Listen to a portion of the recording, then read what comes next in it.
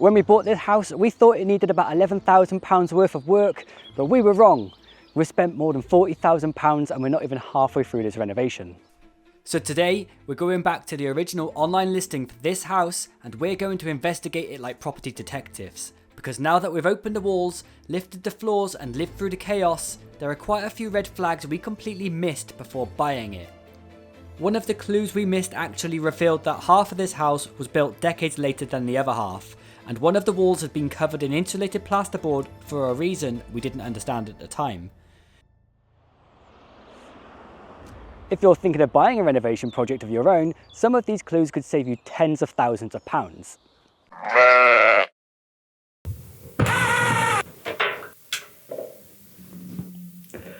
I just want to say a quick hello to everyone who's new here. The last video we put out, which is a transformation of the first half of this house, it's got over 60,000 views and many of you are subscribed, so welcome and thank you very, very much. This channel is just us trying to revive this old house room by room on a bit of a comical budget, so there's lots of things that we didn't expect to happen and many mistakes will be made.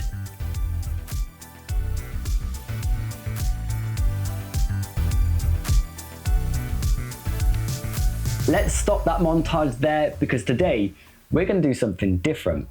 We're going to go back to the original online advert and analyse the photographs like investigators. When buying a renovation property, it's so easy to see the potential, but ignore all of the warning signs even if they're hidden in plain sight. When I look at houses like this now, I think about 3 risk categories. We have the bones, which is stuff like the structure, the roof or damp. Then we have the systems, which is heating, plumbing and electrics.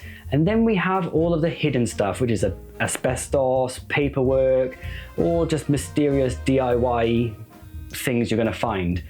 And unfortunately, this house ticked almost all of those boxes. Before anyone asks, no, we didn't get a survey, but it was actually intentional. We asked a local builder to come and give us some practical advice because they're not bound by the same legal constraints that a surveyor is. In fact, to be fair, unless we had a proper invasive survey, a lot of these problems would have remained hidden until you started stripping the wallpaper. So this video is about thinking critically. One thing we were looking for when buying this house was that it was still mortgageable, which means it needed to be considered habitable. So think working kitchen, bathroom and heating. So that means the house we wanted needed to fit into that awkward middle ground where it was not perfect, but functional enough for a lender to consider approving a mortgage. Originally, we wanted to buy a bit of land and build our own house after watching too many renovation programs. But unfortunately, buying affordable land that's suitable for building isn't as easy as it sounds, and renovation becomes the easier route. So let's start in the kitchen. At first glance, it just looks old, maybe a bit outdated. So we need to look a bit closer and we're going to go straight to the door. On the right hand side, you can see it shaved down on one edge, meaning that isn't a standard sized door. And if we look at the framework, that also disappears into a taper, which means the wall isn't straight. And this is an old house, so maybe things have shifted over time. And look up at the ceiling because there's a mystery pipe that emerges and heads down towards the cooker. So that must be a gas supply, which is okay if you like your cooker in that position, but if not, you're looking at relocating it, and that's not necessarily a big job, but renovations are just hundreds of small jobs stacked on top of each other. And then there's this, the sink. If you look closely, there's something odd going on. The windowsill is lower than the height of the sink. So if you want to use the same layout, you need to consider bricking the windowsill up to countertop height and replacing the window as well. So what looks like a cosmetic update suddenly turns into a full redesign. You might have spotted this one. It's the ceilings and the fact that they have all got textured artex finishes. And if I know anything, is that houses like this normally always mean texture and age equals asbestos. So do we panic or are we okay? And the good news is, if you leave it alone, it's fine. But if you want to make a smooth modern finish, you need to hope that you can plaster over it, because if not, it leads to overboarding or removal completely. And then you need to factor in things like new coving and trim. And that's the next renovation lesson, is that one job almost always leads to another. You know, there's something else in this photograph that's staring at us right in the face. It's the wallpaper. Old houses only use wallpaper for one reason, and it's not decoration, it's to hide problems.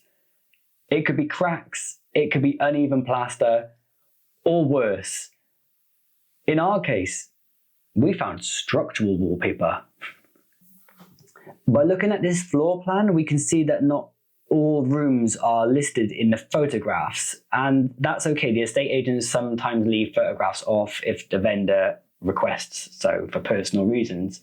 So red flags don't need to be raised here. But when we went to visit the property, we checked out this room and we couldn't get full access to the back where there was built-in cupboards, and we didn't check, and that just shows our naivety. So let's move into what they were using for the living room. And over here we can see that there's a fireplace, which is actually called a back burner. Now, a back burner is an old-fashioned boiler and it's not very efficient.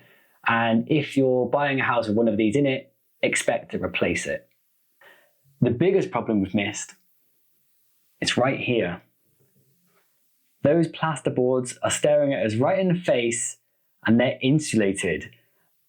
I assumed at the time that someone was trying to make this a more efficient room, but looking back, it's likely that this room was very cold, and that makes me think that the heating system probably didn't work properly. So the big question now is, how long hasn't it been working, and are there damp problems as a result? So let's take a look at the radiator. The pipework appears to be modern standard 15mm. So we assumed we could just hook up a combi boiler.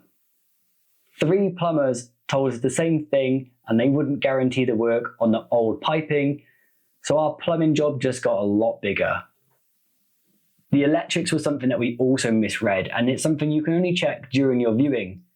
We got far too excited when we spotted an RCD protected consumer unit, but totally didn't take into account the age of the cables that were attached to it. Never mind how it was wired in the first place.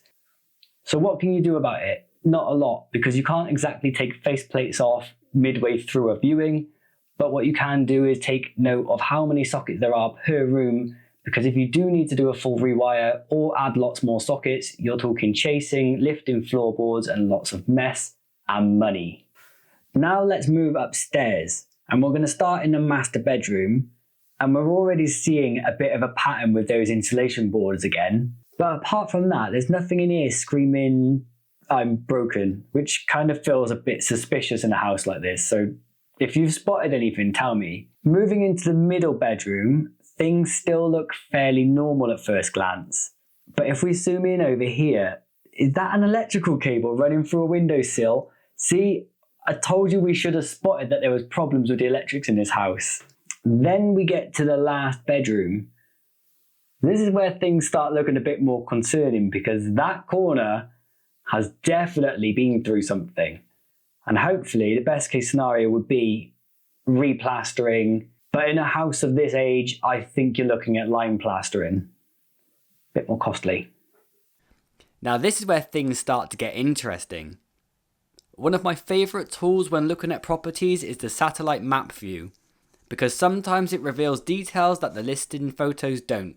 And looking at the roof from above, we can see a valley running through the roof line, and roof valleys collect a lot of water, which means they're often weak points for leaks, and suddenly that damage we saw upstairs earlier starts to make a bit more sense. Our biggest detective moment came when we looked at the structure of the house itself. Running down the middle of this house is a very straight vertical line. Now when people see cracks, they immediately think subsidence. But subsidence cracks are usually irregular or stepped. So that raises the possibility that this house might actually be 2 structures joined together. Looking up at the roof gives us another clue. the roof heights either side of the chimney don't match. That's a sign that this part of the building was added later. But the biggest giveaway comes from the inside. Now, if we look through the pictures carefully of the interior, we see the window reveals in one side of the house is really deep and typical of a stone structure, whereas the window reveals in the other is thin and it's probably blockwork. So I think it's safe to assume that half of this house is an extension, which means the paperwork needs to be signed off, and your solicitor will do that when they do the checks. So let's finish with the numbers. Based on the viewing and the advert, what we thought we were buying, we estimated the renovation cost to come in at £11,300. We thought that would be enough to sprucing this place up, enough that we could live here, recover financially and save for the real renovation. But the reality is £44,500, and we're not even finished yet, which is always encouraging. When you watch renovation shows and the budget suddenly doubles, I always assumed it was just television drama. But after going through this process, I completely understand how easily renovation expectations can drift away from reality. And if you want to see exactly where that money went, I'm documenting this renovation room by room on this channel, and who knows, if enough of you subscribe, maybe some of those magical YouTube coins might appear on this side of the screen, because I'm definitely going to need them. Now here's a question I ask myself quite often. Is it all worth it? And if we spend another £50,000 doing this property, which I'm pretty sure we will, our total investment is 100,000 plus, and a lot of DIY hours. The real question, should we have just bought something finished in the first place? And the honest answer is, probably not, because houses in this area with the size and potential that we wanted are already selling for more than we could afford. But if we put it like this, we can build this house exactly how we want it, even if it does take us a bit longer than we would like. And I hope you stick around to see how it turns out. Thank you for watching.